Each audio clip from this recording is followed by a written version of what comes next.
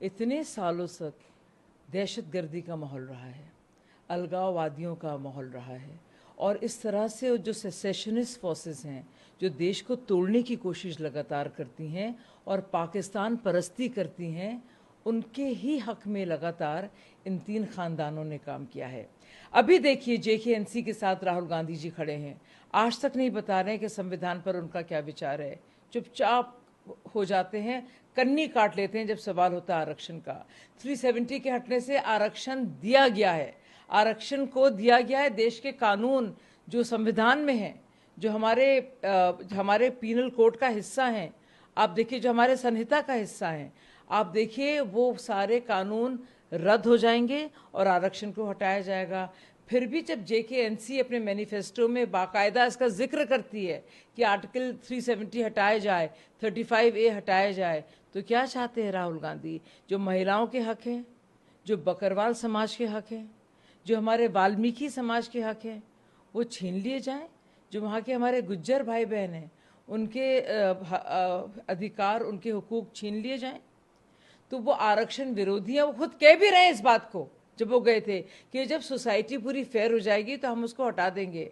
अब इतने साल से तो उनके परिवार लाए नहीं, अब जब आ गया है आरक्षण, एक तरफ तो कहते हैं बढ़ाया जाए, दूसरी तरफ कहते हैं जम्मू एंड कश्मीर में हटाया जाए। ये कैसे दोहरे मापदंड हैं? इसका जवाब राहुल गांधी को देना पड़ेगा। क्या उमर अब्दुल्ला को घुमाएंगे वो? क्या वो कैंपेनर बनेंगे?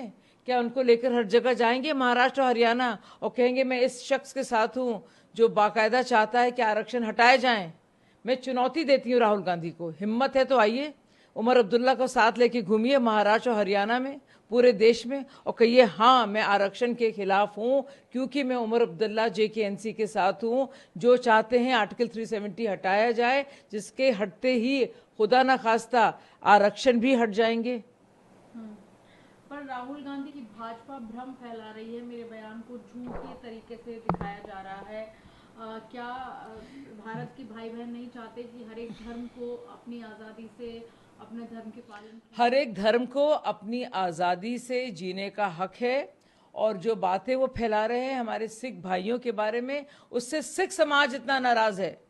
आप देखेंगे देश में, अगर पूरे तौर पे देखेंगे तो देश में हमारे कितनी मसाजिद यानी कि मस्जिदें हैं, कोई रोक टोक नहीं है किसी भी तरह की। और इसीलिए आप देखिए मुसलमानों की जनसंख्या भी बढ़ी है।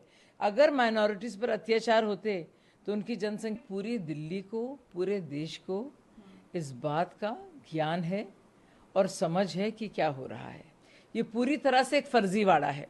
वो डमी CM की तरह बैठेंगी, खड़ाऊ रहेंगे सुल्तान साहब के, और प्रभु राम के भाई की तरह वो भरत की भूमिका निभा रही हैं। और ये बात सब लोग समझते हैं।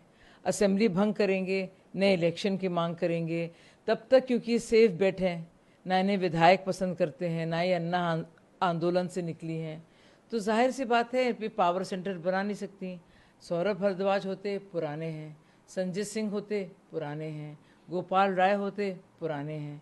अगर उनको बनाया जाता तो एक और पावर सेंटर बनता। अब ये तो बना नहीं पाएंगी बेचारी, तो इसलिए उनको बना